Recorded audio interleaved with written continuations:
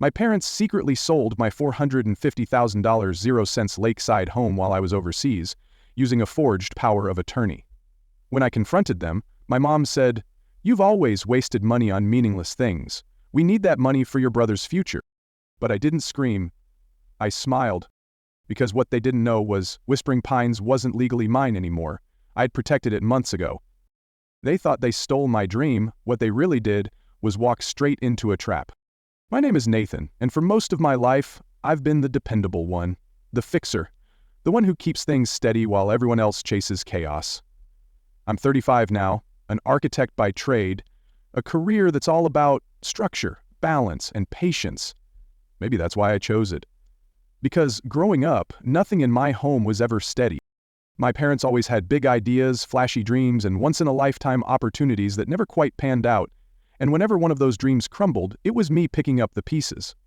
The gas station coffee at 2 a.m. wasn't for finals, it was to stay awake through night shifts of freelance drafting so I could send money home after one of Dad's surefire investments went south.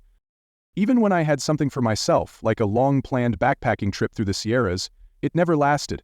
One call from Mom and it was gone. "Emma needs bail," she said, like it was just another line item. Emma, my younger brother, their golden child, whose mistakes were always misunderstood as brilliance. So I shelved my plans, again, because that's what I did, that was my role. But there was one thing I never gave up on, Whispering Pines. I found it by chance, a forgotten cottage on the edge of Miller Lake, overgrown with ivy, weather-beaten, and sunken in silence. But where others saw a teardown, I saw possibility. The joists were strong, the stone chimney still stood proud, and something about it just felt like peace. I poured myself into it, every weekend, every spare dollar. I restored the floors, ran new wires, fought with plumbing older than I am. I sanded, painted, rebuilt, until the house began to breathe again. It smelled like fresh cedar and hope. It sounded like birdsong and wind on water. It was mine, not just in name but in spirit, my refuge, my future. And I thought maybe, finally, this one thing could be just for me. What I didn't know was that while I was building my sanctuary, the people I loved most were quietly planning to take it away. Whispering Pines wasn't just a house. It was the one thing in my life that had no strings attached, no guilt, no for the family speeches. It was my own creation, every floorboard and window frame a piece of me. I had plans to turn it into a small eco-retreat, a quiet escape for people searching for something slower, more human. But my family, they never saw what I saw. To my mother, Whispering Pines was a moldy old cabin. She called it the shack, with a laugh too sharp to be funny. She didn't understand why I poured my weekends, my savings, and my soul into that house. Her love, if I can even call it that, was always tied to image, status, and how well her children reflected her idea of a successful family. If you didn't play your role in her vision, you were wasting time. And then there was Dad, a quiet man, with worn hands and a tired spirit. He once dreamed big, but the world didn't play fair with him. After too many failures, he became a shadow, nodding along with Mom's plans, avoiding conflict like it was a fire he couldn't afford to touch. Then there was Emma, my brother, 5 years younger, but always center stage, the prodigy, the genius, the dreamer. He was smooth talking and big thinking, always pitching the next app, the next startup, the next revolution. Emma had ideas, sure, but no grit, no follow-through, no late nights scraping together invoices. That was my department. I still remember the way he looked at me during one of his rare visits to the cottage, standing in the middle of my sawdust-covered kitchen with a smirk tugging at the corner of his mouth. "Still playing with your little dirt project, Nathan?" he said, brushing drywall off his designer sneakers. Then he launched into a 10-minute pitch about some blockchain-powered social network he claimed would change the world. A few weeks later, during a family dinner that felt more like a stage play, the conversation was steered, like it always was, toward Emma, toward his brilliance. How close he was to landing an investor if only he had a bit more seed capital. That's when the room turned on me. My parents looked at me with that expression I'd come to know too well, the one that said, "You're responsible, you'll fix it." When I hesitated, when I explained I couldn't just empty my retirement account, they acted like I'd just betrayed them. "Ooh, Nathan," my mother sighed, "you're always so cautious. Sometimes you have to risk big to win big." I gave them something, just enough to quiet the storm. But I should have heard the warning bell. I should have seen it, the shift in their eyes. The hunger. The calculation. A month later, I left for Singapore, an opportunity too big to pass up. 3 months overseeing a flagship architecture project in the heart of the city. I made the usual arrangements. Left my apartment key with my parents for the mail. Whispering Pines was locked up separately. Or so I thought. Singapore was hot, loud, and beautiful in a way that made me forget for a little while. But one night, just before bed, I got a voicemail that froze the blood in my veins. It was from Mrs. Henderson, my elderly neighbor at Miller Lake. Her voice cracked through the static, hushed but urgent. "Nathan, dear, thought you should know there's been some folks hanging around your place. Lights on all night, strange cars, they look mighty permanent." Then the line went dead. I tried calling her back. Nothing. Her voicemail chirped cheerily while the anxiety inside me clawed at my ribs. Maybe I'd scheduled a contractor and forgot? Maybe someone was lost? But I hadn't forgotten anything, and Martha Henderson wasn't the type to jump at shadows. A few days later, I opened my U.S. bank account from my hotel. I needed to make a transfer, something small, but there, right at the top of my transaction list, was a deposit that turned my blood cold. $450,000, 0 cents. The memo. Proceeds, 24 Lakeview Drive. I blinked, shook the screen, refreshed the app. Then came the email, from a realty firm I'd never heard of. Apex Property Solutions. Subject line, "Congratulations on your successful closing." My breath caught in my throat. I opened the message. Attached were sale documents, closing statements, a power of attorney. My signature was there. On paper, it looked like I'd signed off on everything. But I hadn't. My phone slipped from my hand and hit the floor, the screen shattering like my heart. I sat there in the dim hotel room, staring at the broken glass, trying to breathe. I wanted to scream, to fly home that second, but more than anything, I needed to understand. How? How had they done it? Why did they think they could get away with it? And then came the memory. A dinner, a hesitation, a glance exchanged between Mom and Dad when I'd mentioned Whispering Pines. The way their tone had shifted from disappointed to curious. That's when it clicked. They hadn't just stolen my house, they'd stolen my trust. They'd sold my sanctuary, the one place I'd built to escape from them, for cash. For Emma. And now? Now I had nothing left to give. But I still had one thing they didn't count on. I wasn't just Nathan Hayes, the son, the brother, the financial crutch. I was also the founder of Whispering Pines Sanctuary, LLC, and they had just sold a house that wasn't legally mine anymore. It belonged to the company, and they were about to find out exactly what that meant. I didn't scream. I didn't cry. I didn't even raise my voice. What I did was call them. My hands were shaking so badly I couldn't even type. I used voice commands to dial the video call. The screen flickered for a moment, and then there they were, my family, sitting in their living room as if they hadn't just shattered my entire world. Mom was trimming flowers like we were about to host tea. Dad was half hidden behind the newspaper, clearly playing his favorite role, the innocent bystander. And Emma? He hovered in the background, arms crossed, smirking, practically glowing with unearned pride. I raised my cracked phone so they could see the email, the forged documents, the fake power of attorney. My voice was barely more than a whisper. "Explain this." Mom blinked, tilted her head, voice laced in artificial concern. "Nathan, darling, what's wrong? You look dreadful." The performance would have been award-winning if I hadn't already seen behind the curtain. I didn't let her stall. "The cottage, Apex Property Solutions, $450,000, 0 cents. What have you done?" The charade shattered like my phone screen. Her eyes hardened. The fake warmth dropped from her voice like a mask slipping from an actor's face. "Yes," she said, "we sold it. It had to be done." Just like that. No apology, no regret, just cold certainty. "You've always wasted money on meaningless things, Nathan. That old cabin was a pit. This money secures Emma's future. He's on the brink of something extraordinary." And in that moment, something in me broke, but not the way they expected. My mother stood there, justifying a betrayal so precise, so calculated, it made my chest tighten. My sanctuary, 12 years of sweat and sacrifice, reduced to meaninglessness. My future traded away for another one of Emma's pipe dreams. Then Emma finally stepped into frame, grinning like the villain in a bad movie.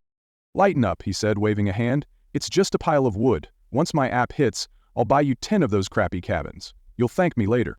But I wasn't listening anymore. Something inside me went quiet. It was a stillness I'd never felt before. Not rage, not grief. It was clarity. Because that cottage, that pile of wood, They hadn't actually sold it. Not legally. Months before this betrayal, I'd had a conversation with Chloe, an old friend from college turned corporate lawyer. I'd told her I was getting uneasy, that my family had started looking at Whispering Pines like it was a bag of cash waiting to be cracked open. She'd been blunt as always. "If you love that place," she said, "treat it like a business. Protect it. Don't assume they won't cross a line." So we did. We formed Whispering Pines Sanctuary, an official legal entity. We transferred the cottage into the company's name. I was the sole director, but on paper, Nathan Hayes no longer owned the house. Whispering Pines did. Layers of corporate formality, a separate bank account, and a new mailing address. Back then, it felt paranoid, overkill. But now, it was the only thing standing between me and total devastation. Because my parents hadn't just forged my name, they had unknowingly committed corporate fraud. They hadn't tried to steal from me, they'd tried to steal from a company. And that company had a lawyer. The moment my plane touched down, I called Chloe. We met at her office, modern, steel grab and cold, which felt oddly fitting. I handed her everything, the call, the documents, the forged PO. Her jaw tightened with each detail. "They're brazen," she said, leafing through the file, "and incredibly stupid." She'd already sent a legal notice to Apex Property Solutions and to the unwitting buyers Mr. and Mrs. Henderson. The letter was precise, professional, and devastating. There had been a significant title dispute, it said. A clear, unauthorized attempt to transfer corporate property. That one notice, just a few paragraphs of legalese, was enough to stop everything. No more money would be released, no legal title change could proceed. My parents had likely spent what they could access, but they wouldn't see another dime. They'd broken the law, and they were about to face the consequences. But this wasn't about revenge, not yet. This was about taking back what was mine, brick by brick, contract by contract. And if they thought they'd walked away clean, they were about to realize they'd walked straight into a fire I'd quietly built to protect myself from the very people I once called home. I didn't sleep the night before. My mind replayed every frame of that video call, the contempt in Emma's voice, the indifference in my parents' eyes, the finality in Mom's tone as she called my sanctuary meaningless. But by morning, I had a plan. Chloe moved fast. A formal legal summons was drafted and sent, not to the family home, but to each of them individually. The letterhead read, "Chloe Davis and Associates, Attorneys at Law."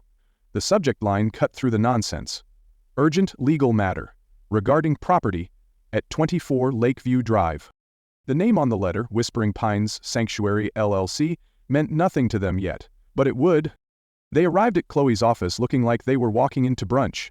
Mom was dressed in her best cashmere, Dad fidgeted in an ill-fitting blazer, and Emma looked bored, distracted, scrolling on his phone as if he had somewhere more important to be. When we stepped into the conference room, the temperature dropped. The table between us was polished mahogany, but it may as well have been marble. Cold. Final. Chloe didn't smile. She didn't offer coffee. "Mr. and Mrs. Hayes." "Mr. Emma Hayes," she began calmly, "we've invited you here to address the fraudulent transfer attempt of an asset belonging to my client, Whispering Pines Sanctuary LLC. A thick folder slid across the table, documents, timelines, legal filings, all lined up like dominoes. The property you attempted to sell, 24 Lakeview Drive, was not Mr. Nathan Hayes' personal asset at the time of the transaction. Ownership had been legally transferred to Whispering Pines Sanctuary LLC 5 months prior to the date on your forged power of attorney. My father blanched. He reached instinctively for the fake POA, as if it were some kind of shield. But he owned it. We had the documents. Documents that were forged, Chloe interrupted, her voice like glass. And we can prove it. She tapped another file. Here is a notarized affidavit from Mr. Hayes, confirming he was out of the country on the date the document was allegedly signed. And this, she continued, sliding forward a second report, is a handwriting analysis conducted by a certified forensic examiner. The signature you submitted shows clear signs of forgery. Mom looked as though the room had just tilted. But we weren't done. Chloe reached toward a remote. Before Nathan left for his assignment, she said, lowering the lights, he installed a motion-triggered security camera in his home office. She clicked play. On the screen, time-stamped and crystal clear, were my parents, rummaging through my files, Susan smoothing out an old tax return, carefully copying my signature onto a blank power of attorney form, Robert standing beside her, watching. Then came Emma, stepping into frame like he owned the place. "Are you done yet?" he snapped. "The investor's waiting." The final frame, Robert stamping the document with a dusty notary seal. And just like that, silence. The air sucked from the room. My mother choked out a gasp. My father's hand went to his chest. Emma, for the first time in his life, looked speechless. The smirk was gone. So was the arrogance. What is this?" Susan's voice was thin, cracking. You can't do this to us." "Oh, I can," I said, my voice steady, "and I already did."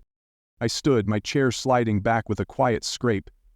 "You didn't just steal my house. You stole 12 years of my life, my dream, my refuge. You looked me in the eye and called it worthless. You used my name. You signed for me. You lied." I turned toward Emma. "And you, after all the times I bailed you out, all the money I gave, all the silence I kept, you let them do this for your startup? Your fantasy app?" Emma flinched like I'd struck him. Susan's voice rose, shrill and desperate now. "We're your family. You would do this to your own mother?" I didn't raise my voice. "You did this to yourselves." I gestured toward the screen, toward the folder of damning evidence. "This isn't vengeance, this is justice." Chloe stepped in, wrapping up with surgical precision. "As of this morning, we have notified the buyers, Mr. and Mrs. Henderson, of the fraud. Our firm has initiated proceedings for full restitution, and we are recommending the district attorney pursue criminal charges for forgery, real estate fraud, and conspiracy to commit fraud." Mom collapsed into the chair. Dad stared at the floor. Emma was pale. It was over. 12 years of silence, of playing the dutiful son, of swallowing every slight, every sacrifice, and in one cold, bright morning I finally told the truth.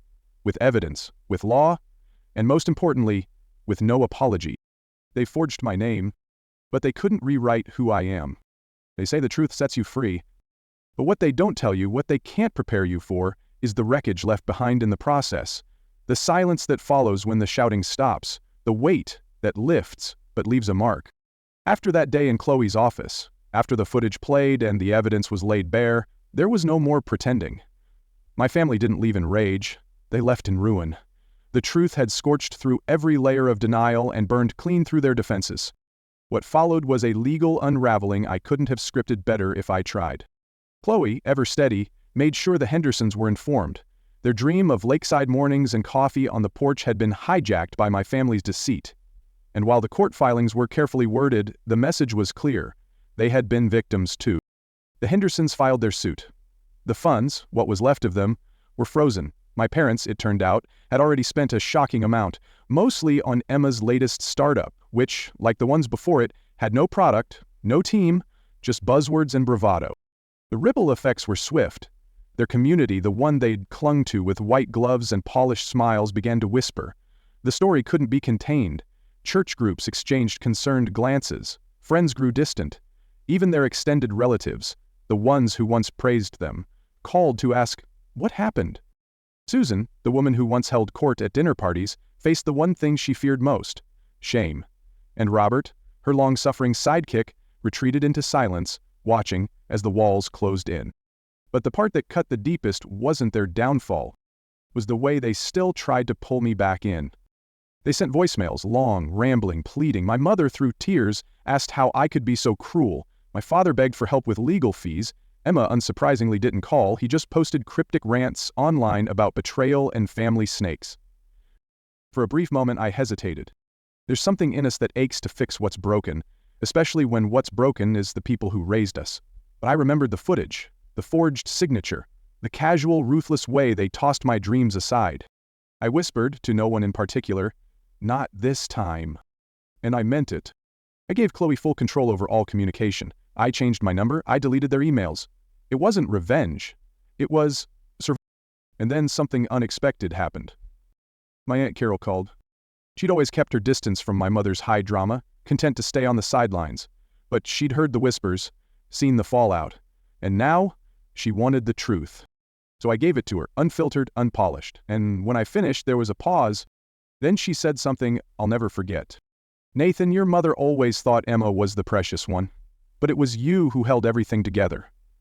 I'm sorry it took this for you to finally choose yourself." That call, that simple, honest acknowledgement, it healed more than I expected. Eventually the dust settled, the court ruled in our favor, Whispering Pines Sanctuary LLC was reinstated as the rightful owner of the cottage. The Hendersons were awarded damages and reimbursement. My parents, faced with the full weight of the consequences, were forced to sell their home, the one I grew up in. It was auctioned quietly, without ceremony. They moved into a modest rental across town. Susan stopped attending events. Robert, I heard, spends most of his days watching old westerns in silence. Emma? Last I checked, he was working a 9-to-5 at a local marketing firm. The fire in him is gone. All that remains is smoke. As for criminal charges, they came, eventually. Plea deals, fines, probation, counseling. No jail time, but also no legacy. Their reputations were left in ash. And me went back to Whispering Pines. It was strange, that first step through the door. Everything looked the same, but felt different. The air was still, stale, almost haunted by the echo of betrayal. So I opened every window. I let the wind rush through. I let the light in. Then I walked the perimeter, hand trailing the edge of the porch I'd built, with my own 2 hands. The scent of pine was still there, so was the lake. Still, reflective. But something had changed. Whispering Pines wasn't just a cottage anymore.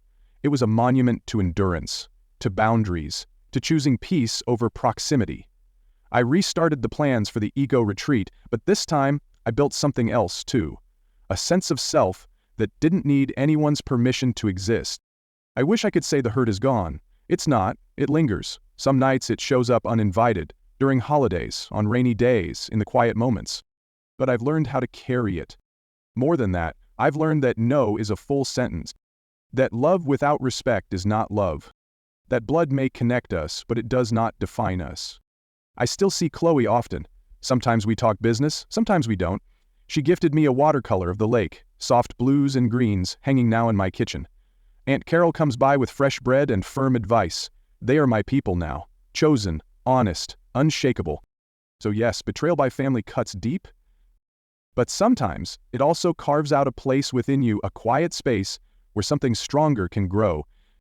And in that space, among cedar beams and loon song and soft lake wind, I found something rare. Not forgiveness, not yet, but freedom. And that is everything. This story hit close to home. If you've ever felt like the responsible one holding everything together while your own dreams get dismissed, then you're not alone. Sometimes the hardest thing we can do is choose ourselves. To say no when the world expects us to keep saying yes. But like Nathan showed us, boundaries aren't walls, they're windows. They let in the light and keep out the storms. I'd love to hear your thoughts. Have you ever had to set a boundary that changed your life? Drop a comment below. I read every one. And if this story resonated with you, please take a moment to like this video, subscribe to the channel, and hit the bell icon so you never miss a story like this one. Your support helps us bring more real, raw, and healing narratives to life. Because sometimes the most powerful stories are the ones that remind us of our own.